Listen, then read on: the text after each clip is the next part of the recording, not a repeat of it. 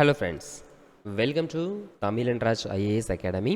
இப்போது நம்ம இந்த வீடியோவில் பார்க்க இருக்கக்கூடிய கண்டென்ட் என்ன அப்படின்னு பார்த்தோம்னா, பிரதமர் office BMO prime minister office அப்படின்னு சொல்லிட்டோம். அதை பற்றியும் மற்ற சில அமைச்சர்களை பற்றின விஷயங்களையும் இப்போ நம்ம பார்க்க போகிறோம். சரியா? சரி, இதுக்கு முன்னே நம்ம லாஸ்ட் வீடியோவில் பிரதமரை பற்றின ஃபுல் டீட்டெயில்ஸ் பார்த்துருந்தோம். அது போக பிரைம் மினிஸ்டருடைய அந்த லிஸ்ட்டு எல்லாத்தையுமே நம்ம எப்படி ஞாபகம் வைக்கிறது அப்படிங்கிறது நம்ம பார்த்துருந்தோம். சரியா? இப்போ அதோட கண்டினியூஸாக அடுத்த வீடியோ நம்ம ஸ்டார்ட் பண்ணலாம். சரியா? சரி, இங்கே என்ன கொடுத்துருக்காங்க அப்படின்னு பாருங்கள். பிஎம்ஓ அப்படின்னு சொல்லிட்டு பிரைம் மினிஸ்டர் ஆஃபீஸ். ஃபஸ்ட்டு, இந்திய அரசின் உச்சக்கட்ட முடிவுகளை வடிவமைக்கக்கூடிய நிலையிலுள்ள அரசியல் அமைப்பில் குறிப்பிடாத ஒரு அதிகார மையம். நம்ம சட்ட புத்தகத்தில் இதை பற்றின மற்ற விஷயங்களை சொல்லலை. பட் நமக்கு உண்டான இந்திய தேசியத்துக்கு உண்டான முழுக்க ஒரு சட்டம் அப்படிங்கிறது எங்கேருந்து வருதுன்னா இந்த பிரைம் மினிஸ்டர் ஆஃபீஸ்லேருந்து தான் வரும் அப்படிங்கிறதான் சொல்லியிருக்காங்க. இந்த அதிகார மையம் 1947 உருவாக்கப்பட்டது. சரியா? எந்த வருஷம்?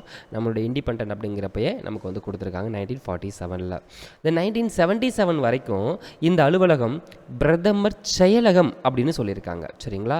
எப்போது 1947 உருவாக்கி 77 வரைக்கும் பிரதமர் செயலகம் அப்படிங்கிறதுனா பேர் இருந்திருக்கு. அந்த பில்டிங்க்கு கம்ப்ளீட்டான பேர்.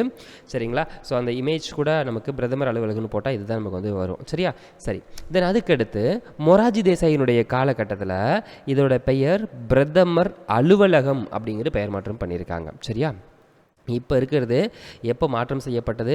77. பட் 47 அதனுடைய பேர் பிரதமர் செயலகம். பிரதமர் அலுவலகம் மாற்றினது எப்போது? 77.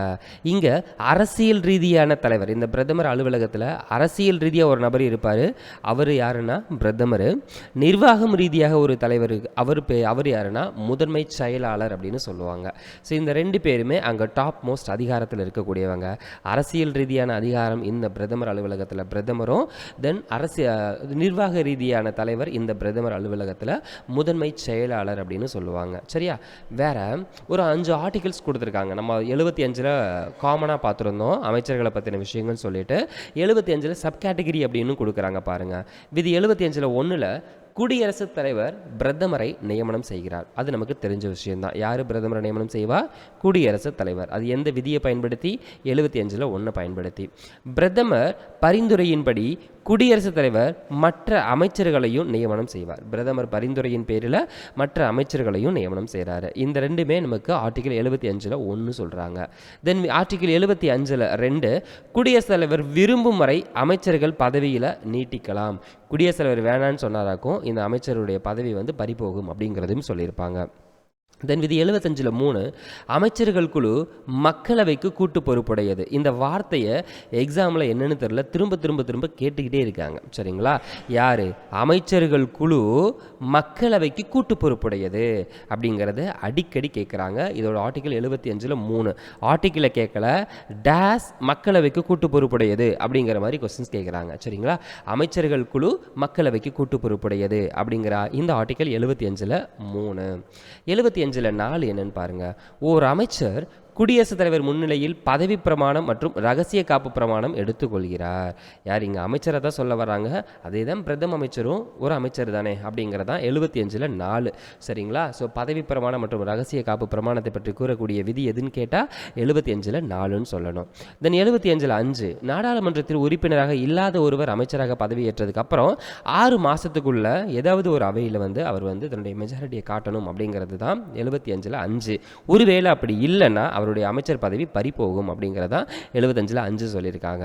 75 6வது ஆர்டிகிள் அவங்களுக்கான சேலரி மற்றும் படிகளை மென்ஷன் பண்ணியிருக்காங்க. சரிங்களா? ஸோ இந்த 75வது ஆர்டிகிளில் 6 சப் கேட்டகரி இருக்குது, ஞாபகம் வச்சுக்கோங்க. ஸோ ஃபஸ்ட்டு கேட்டகரி குடியரசுத் தலைவர் பிரதமர் நியமனம் பண்ணுறது. செகண்ட் கேட்டகரி அமைச்சர்கள் நியமனம் பண்ணி அவர் எவ்வளோ காலம் வரைக்கும் இருக்கலாம், அதாவது ஃபஸ்ட்டு நியமனம், செகண்டு எவ்வளோ காலம் வரைக்கும் இருக்கலாம், மூணாவது அமைச்சர்கள் குழு எதுக்கு பொறுப்புடையது, நாலாவது நமக்கு பார்த்தோன்னா ரகசிய காப்பு பிரமாணமும் பதவி பிரமாணமும், 5வது கேட்டகரி மெஜாரிட்டி காட்டாட்டி தூக்கிடுவோம், 6வது கேட்டகரி சேலரி. சரியா? இதான் கொடுத்துருக்காங்க. தென் இங்கே நம்ம பார்த்தது தான் நேரு, குல்ஜர்லா, நந்தா இந்த ஆர்டர் அப்படிங்கிறத நம்ம பார்த்துட்டோம். அதனால் ஒன்றும் பிரச்சனை இல்லை. இப்போ நம்ம பார்க்க போகிறோம் மத்திய அமைச்சர்கள் குழு. இவங்களுடைய வேலைகள் என்ன, இவங்களுடைய பணிகள் என்ன அப்படிங்கிறத பற்றி பார்க்க போகிறோம். சரியா? ஸோ மத்திய அமைச்சர்கள் அப்படின்னா எந்த அமைச்சர்களை சொல்லுவோம்? லோக்சபா மெம்பர்ஸ், தென் ராஜ்யசபா மெம்பர்ஸ். இவங்க ரெண்டு பேருமே எம்பி அப்படின்னு சொல்லுவோம், மத்திய அமைச்சர்கள், மெம்பர் ஆஃப் பார்லிமெண்ட் அப்படின்னு சொல்லுவோம். ஸோ ஃபஸ்ட்டு பாயிண்ட், இந்திய அமைச்சரவை முறை பிரிட்டிஷ் அமைச்சரவை முறைக்கு சமம். ரெண்டும் கிட்டத்தட்ட சமந்தான். நம்மளுடைய அமைச்சரவை முறையும் பிரிட்டிஷோட அமைச்சரவை முறையும் ரெண்டும் கிட்டத்தட்ட ஒரே மாதிரி தான். நம்ம அவங்ககிட்ட இருந்து நம்ம ரெஃபரன்ஸை நம்ம வந்து எடுத்துக்கிட்டோம். செகண்ட் பாயிண்ட், 1892 ஆண்டு 1892 கவுன்சில் சட்டத்தின் மூலம் சபை உறுப்பினர்களுடைய கேள்விகளுக்கு, அந்த அவையில் இருக்கக்கூடிய மற்ற எல்லாரும் கேட்கக்கூடிய கேள்விகளுக்கு பதில் அளிக்கக்கூடிய முறை அப்படிங்கிறது எப்போ 1892 அறிமுகப்படுத்தியிருக்காங்க. அதாவது இருக்கக்கூடிய மற்ற அமைச்சர்கள் வந்து யாராவது கேள்வி கேட்டாங்களாக்கும் மற்றவங்க பதில் சொல்லணும், அந்த பதில் சொல்கிறதுக்கு கடமைப்பட்டவங்க அப்படிங்கிறதுக்கு ஏற்ற மாதிரி 1892 சொல்லியிருக்காங்க. தென் 42வது சட்டத்திருத்தம் 1976 ரொம்ப முக்கியமானது. குடியரசுத் தலைவர் அமைச்சரவை குழுவின் ஆலோசனைப்படியே செயல்பட வேண்டும். எப்போது 42க்கு அப்புறம் இந்த அமைச்சரவை குழு என்ன சொல்கிறாங்களோ கிட்டத்தட்ட அதுக்கேற்ற மாதிரி தான் குடியரசுத் தலைவரை செயல்படணும். ஆல்ரெடி அவர் டூப்ளிகேட்டாக தான் உட்கார வச்சுருக்கோம், இப்போவும் நாங்கள் சொல்கிறத மட்டும்தான் கேட்கணும் அப்படிங்கிறதையும் சொல்லிட்டாங்க. எந்த சட்டத்திருத்தத்தில்? 42வது சட்டத்திருத்தத்தில். பிரதமர் பதவி விலகினால் ஒட்டுமொத்த அமைச்சரவையும் பதவி விலகணும். பிரதமர் வேணான்னு சொல்லிட்டா அமைச்சரவையில் இருக்கக்கூடிய அந்த துறை ஒதுக்கீடு செய்யப்பட்ட அமைச்சர்கள் இருக்காங்கல்ல, அவங்களும் வேணான்னு சொல்லிட்டு தான் போகணும். தென் குடியரசுத் தலைவருக்கு அமைச்சரவையில் வழங்கப்படக்கூடிய ஆலோசனையை எந்த நீதிமன்றத்திலும் விசாரணைக்கு உட்படுத்த முடியாது. ஸோ அமைச்சர்கள் சொல்கிறத கேட்கணும்ல, அதை வேற ஒரு நீதிமன்றம்லாம் கேள்வி கேட்க முடியாது அப்படிங்கிறத சொல்கிறாங்க. தென் ஜனாதிபதிக்கு அமைச்சர்கள் தனித்தனியாக பொறுப்புடையவர்கள், இதான் கேட்டிருப்பாங்க. இதைத்தான் எக்ஸாம்பிளில் கேட்டாங்க. ஜனாதிபதிக்கு ஒவ்வொரு அமைச்சர்களும் தனித்தனியாக பொறுப்பு அவங்க ஏற்றுக்கணும். ஆனால் மக்களவைக்கு அமைச்சர்கள் கூட்டு பொறுப்புடையவர்கள். சரியா, இந்த வார்த்தையை மறக்கக்கூடாது.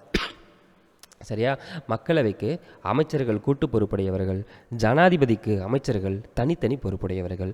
இது ரொம்ப முக்கியமான ஒன்று. சரியா. தென் 91வது சட்டத்திருத்தம் 2003 படி மக்களவையின் மொத்த உறுப்பினர்களின் பிரதமர் உட்பட மொத்த அமைச்சர்களுடைய எண்ணிக்கை 15% மேலே போகக்கூடாது அப்படிங்கிறத சொல்கிறாங்க. ஆர்டிகிள் 75 1 சப்கேட்டகரி ஏ, 75(1) சப்கேட்டகரி ஏ, 91st சட்டத்திருத்தம் 2003. சரியா.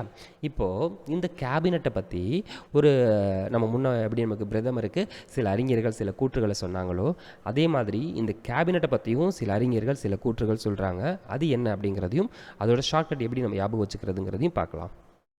அதில் ஃபஸ்ட்டு, அரசு என்னும் கப்பலின் திசை மாற்றும் கருவியாக கேபினட் செயல்படுகிறது. இதுக்கு முன்னவே பார்த்துட்டோம். திசை மாற்றக்கூடியது அவர் என்ன பண்ணார், மோர் சாப்பிட்டுட்டு இருந்தார் அப்படின்றத ஞாபகம் வச்சு ராம்சே மூர் அப்படிங்கிறத ஞாபகம் வச்சுட்டோம். முன்னவே நமக்கு தெரியும். அங்கே யாரை சொல்லியிருந்தாங்க? பிரதமரை சொல்லியிருப்பாங்க. இங்கே கேபினட்டை சொல்லியிருக்காங்க.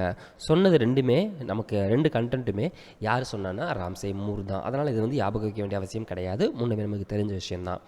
தென் அரசியல் எனும் கட்டிட அமைப்பில் கேபினட் அமைச்சரவையே மூலக்கல் அப்படின்னு சொல்கிறோம். சரிங்களா. அமைச்சரவை எனும் கட்டிட அமைப்பில் கேபினட் அமைச்சரவை தான் ரொம்ப முக்கியம், ரொம்ப மூலக்கல். அது இல்லைன்னா எதுவுமே இல்லை அப்படின்னு சொல்கிறாங்க. சொன்னது யாருன்னா லோவல். இதை நம்ம எப்படி ஞாபகிக்க போகிறோம்? கேபினட் வல்ல அப்படின்னா அதோட அடித்தளமே இல்லைன்னு அர்த்தம். கேபினட் அமைச்சர்கள், முக்கியமான துறை ஒதுக்கீடு செய்யப்பட்ட அமைச்சர்கள் வல்ல அப்படின்னா அது வந்து எதுவுமே இல்லாமல் ஒரு பில்டிங் மாதிரி அப்படின்றத ஞாபகம் வச்சுக்க போகிறோம். ஸோ கேபினட் வல்ல அப்படிங்கிற ஒரு வார்த்தை. சரியா. வல்ல அப்படின்னா அதோட கல் எதுவுமே இல்லை, எம்டி கல், அதாவது பில்லரே இல்லாத ஒரு பில்டிங் அப்படிங்கிற மாதிரி. சரிங்களா. சரி. ஸோ அந்த கட்டடத்தை மென்ஷன் பண்ணுறாங்க, அதனால தான் கேபினட்டை சொல்லியிருக்கேன். தென் வல்ல அப்படிங்கிறது மென்ஷன் பண்ணியிருக்கேன். தென் கட்டடம், வல்ல, கேபினட், இந்த நாலுமே ஒரே இதில் வந்திருக்கணும் அப்படின்றதுக்காக தான் கொடுத்துருக்கேன். சரியா. தென் அரசியல் எந்திரமே கேபினட் என்னும் அச்சில் தான் சுழல்கிறது. ஸோ எப்படி ஞாபகிக்க போகிறோம்? மேரி அம்மா சுற்றி சர்க்கஸ் காட்டிகிட்ருக்காங்க, ஏதோ ஒரு விஷயம். சரியா. ஸோ அரசியல் எந்திரமே கேபினட் என்னும் அச்சில் தான் சுழல்கிறது. சுற்றுறது யார்? மேரி அம்மா அப்படிங்கிறது மட்டும் ஞாபகம் வச்சுக்க போகிறோம். தென் முடிவெடுக்கக்கூடிய அதிகார அமைப்பு கேபினட் அமைச்சரவை. முடிவெடுக்கக்கூடிய அதிகாரம் கடைசியாக யாருக்கிட்ட இருக்குது? கேபினட் கிட்ட தான் இருக்குது. அப்படிங்கிறது யார் சொன்னான்னா பார்கர். நம்ம எப்படி ஞாபகம் வைக்க போகிறோம்? கடைசியாக நான் வந்து பர்கர் சாப்பிட்றதா முடிவு பண்ணிட்டேன் அப்படின்னு ஞாபகம் வைக்க போகிறோம்.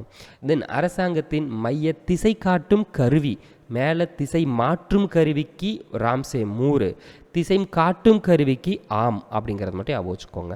திசை காட்டும் கருவி வேணுமா அப்படின்றதுக்கு ஆம் அப்படின்னு ஒரு ஆன்சர் சொன்னதாகவும், திசை மாற்றும் கருவிக்கு அவன் திசை மாற்றக்கூடியவன் யார், மோர் சாப்பிட்டுட்டு இருக்கான் அப்படிங்கிறதும் சும்மா நார்மலாக ஞாபகம் வச்சுக்கோங்க. சரியா?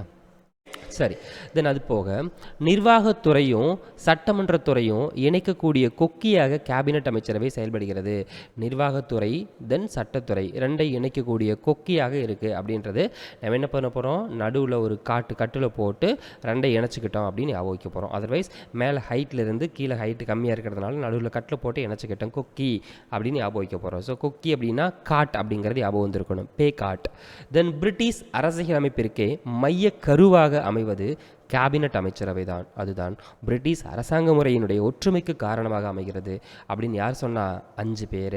ஸோ 5 பேர் நல்ல விஷயம் ஞாபகம் வைக்கிறாங்க. ஜவர் அப்படின்னு கொடுத்துருப்பாங்க, நம்ம ஐவர் அப்படின்னு ஞாபகம் வைக்க போகிறோம். ஸோ 5 பேர் மைய கருவாக ஒற்றுமையாக இருக்கக்கூடியது இது பாஞ்சாலியில் சொல்லுவாங்கள்ல மகாபாரதம், அந்த ஐவர் அப்படிங்கிறது மையக்கரு, தென் அதுதான் ஒற்றுமை அப்படிங்கிறதும் நமக்கு வரணும். இந்த வார்த்தை நமக்கு ஞாபகம் வந்திருக்கணும். சரியா? சரி, அவ்வளோதான் இதில் இந்த அமைச்சர்கள் குழுவை பற்றி சொல்லப்பட்ட விஷயங்கள். சரியா? இதை ஞாபகம் வச்சுக்கோங்க. ஸோ ஃபஸ்ட்டு திசை மாற்றும் கருவினா யார், மோர் சாப்பிட்டுட்டு இருக்கான். தென் கேபினட்டு மூலக்கல் கட்டடம் அப்படின்னா வந்திருக்கணும், வரல, கேபினட் வல்ல ஞாபகம் வந்திருக்கணும். சுற்றுறது யார், மேரி சுற்றுறாங்க. முடிவெடுக்கிறது பர்கர் சாப்பிட்றத முடிவெடுத்தாச்சு. திசை காட்டும் கருவி ஆமாம் வேணும். தென் அது போக நிர்வாகத்தையும் சட்டத்தையும் ரெண்டையும் இணைக்கக்கூடிய கொக்கி யார், காட்டு போட்டு இணைச்சோம். தென் 5 பேர் ஒற்றுமையை பற்றி பேசுகிறாங்க. அவ்வளோதான் இதில் நமக்கு இந்த கூற்றுகளை தெரிஞ்சுக்க வேண்டியது. தென் அமைச்சர்களுடைய குழு மொத்தம் நமக்கு எல்லாத்துக்கும் தெரிஞ்சது கேபினட்டு, அரசாங்க அமைச்சர், இணை அமைச்சர் அப்படிங்கிறது தெரியும்.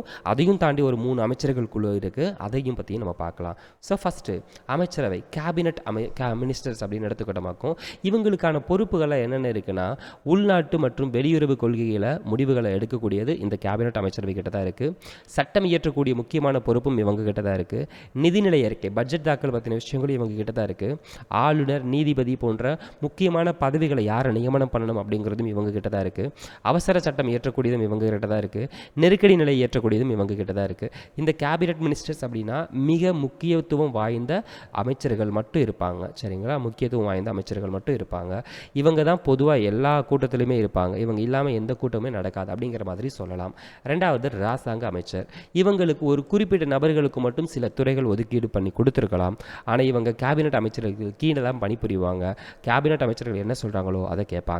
பிரதமர் கூப்பிடாம இவங்க கலந்துக்கல மாட்டாங்க. பிரதமர் கூப்பிட்டா தான் அந்த கூட்டத்தில் இவங்க கலந்துப்பாங்க. அப்படிங்கிறது தான் அரசாங்க அமைச்சர்கள். மூணாவது இணை அமைச்சர்கள். இணை அமைச்சர்கள் பொதுவாக கேபினட் அமைச்சர்களுக்கும் அரசாங்க அமைச்சர்களுக்கும் 2 பேருக்குமே உதவி பண்ணுறதுக்காக இருக்கக்கூடியவங்க தான். கேபினட் கூட்டங்களில் இவங்க கலந்துக்க மாட்டாங்க. தன்னிச்சையாகவும் இவங்க செயல்பட முடியாது. ஜஸ்ட் மேலே இருக்க 2 பேருக்கும் சப்போர்ட் பண்ணுறதுக்கு மட்டும்தான். தென் அதுக்கடுத்து கிச்சன் மற்றும் சமையலறை அமைச்சரவைன்னு சொல்கிறாங்க. கிச்சன் கேபினட் அல்லது இன்னர் கேபினட் அப்படின்னு சொல்கிறாங்க. இந்த ஒரு அமைச்சரவையில் பொதுவாக பிரதமர் இருப்பார். 2லிருந்து 4 செல்வாக்கு மிக்க நபர்கள் உறுப்பினராக இருப்பாங்களாமா. சரியா? ஒரு முக்கியமான சில விஷயங்களும் முடிவெடுக்கிறதுக்காக மட்டும். கேபினட் அமைச்சர்கள் மற்றும் வெளிநபர்களும் கேபினட் அமைச்சர்கள் மற்றும் வெளிநபர்களும் உறுப்பினராக இருக்கலாம். கேபினட் அமைச்சர்களும் இருக்கலாம், வெளி சில நபர்களும் இருக்கலாம். சரியா? ஸோ அப்படி இருக்கக்கூடியது உதாரணமாக பிரதமருடைய நண்பர்கள் கூட இருக்கலாம், குடும்ப உறுப்பினர்கள் கூட இருக்கலாம். சரிங்களா? அதில் யார் வேணால் இருக்கலாம். இவர்களிடம் பிரதமர் அனைத்து அரசியல் மற்றும் நிர்வாக தகவல்களையும் வெளிப்படையாக கலந்து ஆலோசனை செய்கிறார். ஸோ வேறு அன்னோன் பர்சன் கிட்ட கூட அரசியல் மற்றும் நிர்வாக ரீதியான தகவல்களை டைரெக்டாகவே சொல்லிக்க முடியும். அதைத்தான் கிச்சன் மற்றும் சமையலறை அமைச்சரவைன்னு சொல்கிறோம். இன்னொன்று குடும்ப அமைச்சரவை. அமைச்சரவைக்கு உள்ளேயே ஒரு குழு உருவாக்குவாங்க. அதை குடும்ப அமைச்சர்கள் அப்படின்னு சொல்லுவாங்க. இது முறைசாரா குழு எனினும் உண்மையான அதிகார மையமாக விளங்குகிறது. இது அந்த அளவு இது பண்ணக்கூடாது, ஒரு முறை சாராத ஒன்று அப்படின்னாலும் உண்மையான அதிகார மையமாக விளங்குது அப்படின்னு சொல்கிறாங்க. உதாரணத்துக்கு மோடி, அமித்ஷாவும் சேர்ந்துக்கிறது. முக்கியமாக அரசியல் பிரச்சனை முடிவுகள் எடுப்பதில் ரகசியத்தை பாதுகாக்க பிரதமருக்கு இந்த அமைச்சரவை குழு முறை உதவியாக இருக்கும்.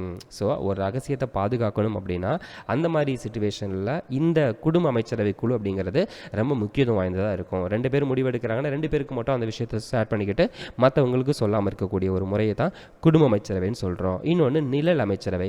நிழல் அமைச்சரவைனா எதிர்க்கட்சிக்காரவங்க கிரியேட் பண்ணக்கூடியது. நாடாளுமன்றத்தில் உள்ள எதிர்க்கட்சிகள் ஒவ்வொரு துறையிலும் உள்ள விவகாரங்களை பற்றி ஆராய தமது உறுப்பினர்களை கொண்ட ஒரு குழுவை அமைக்கும். அதுதான் நிழல் அமைச்சரவைன்னு சொல்லுவோம். இதன் மூலம் எதிர்க்கட்சிகள் அரசு தொடர்பான பிரச்சனைகளை தெளிவாக அறிந்து கொள்ள முடியும். ஸோ எதிர்க்கட்சிகள் உருவாக்கக்கூடியது நிழல் அமைச்சரவை அப்படின்னு சொல்கிறோம். தென் அமைச்சரவை குழுவினுடைய செயலகம், இது முன்னவே நம்ம பார்த்தது தான். 45 ஆட்சித்துறை செயலகமாக இருந்தது. தென் அதே மாதிரி ஆகஸ்ட் 15 47 அமைச்சரவை குழு செயலகமாக மாற்றப்பட்டது. 71 உயர்நீதிமன்ற தீர்ப்பின்படி மக்களவை கலைந்தாலும் அமைச்சரவை அலுவலகம் தொடர்ந்து செயல்படும் அப்படின்னு சொல்லிட்டு 1971 சொன்னாங்க. இதுவும் நமக்கு இம்பார்ட்டன்ட். சரிங்களா? ஸோ இதுதான் நமக்கு எக்ஸாம் பாயிண்ட் ஆஃப் வியூவில் இம்பார்ட்டண்டான கண்டென்ட்டு. இதை மட்டும் நார்மலாக ஞாபகம் வச்சுக்கோங்க. சரியா?